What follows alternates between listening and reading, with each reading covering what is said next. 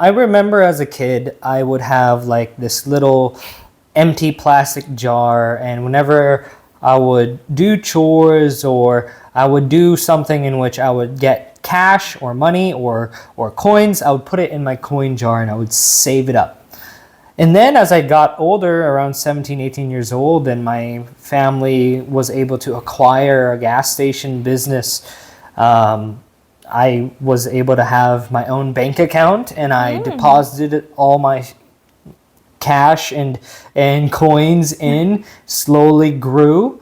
And I think by the time I went into the military, I had $22,000 in my bank account from 17 to 19 years old. I mean, that is a lot. I was living with my parents, so I wasn't really spending it anyway.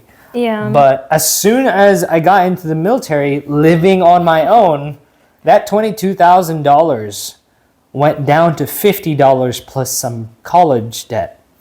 So, how did I get from there to now where we're sitting pretty comfortably as a family? Well, first we gotta talk about some of the things that people who are young should avoid. Some finance things that are the pitfalls and traps that a lot of people have. So we're gonna try to summarize mistakes that you made, and which, again, as we went through, I don't know, seeing co-workers, friends, and talking just to other young adults, then we noticed that a lot of us make those mistakes. So I think this would be relevant for quite a lot of people, but just taking from your own experience, taking from what you heard from people around you and young adults around you, what mistakes do you think are most common among young adults nowadays? Okay, so some of the biggest thing is not tracking expenses and how much is coming in or how much is coming out. That's the first one.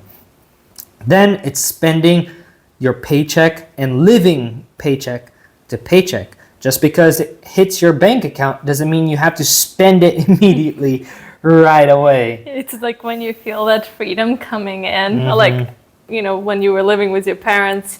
I think even though, well, maybe that's not the case for all young people or like teenagers, but I think that for a lot of us, especially from our generation, it's like when you live with your parents, like even though it's your bank account, like it's not really fully yours. Like if you start bringing in, like, I don't know, super expensive stuff to your home, I think that most of our parents would be like, okay, you're not stewarding your finances well. Right. So yeah, I think that that freedom that comes with that, leaving school and starting your own work and earning is like, oh, now I can do whatever I want. No one can tell me no. Exactly.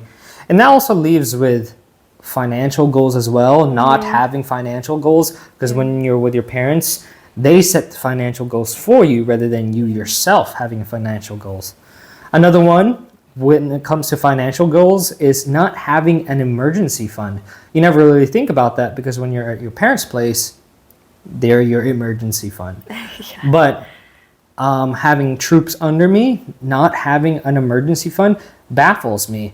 And it's something that is super important. Yeah, as if your car dies on the side of the street and, you got to do a rental for a few days. And that's the easiest example. I mean, there's crazier things that can happen, medical bills, all kinds of things. Right. So it's really important to, think about that. But, again, being young, like, we don't think about emergencies, Yeah, I we feel think like we're invincible. Yeah, that's true. And you would hear that from people who are older. I think we had an older friend who, like, late 50s, who was like, by the time you are 40, you start feeling like you're not really invincible. And by the time you're 50, you realize how really fragile you are. So, and anything else for that? And the last one, I would have to say, the biggest pitfall, well, it's not the biggest, but one of the pitfalls is not making enough money or not having enough hustle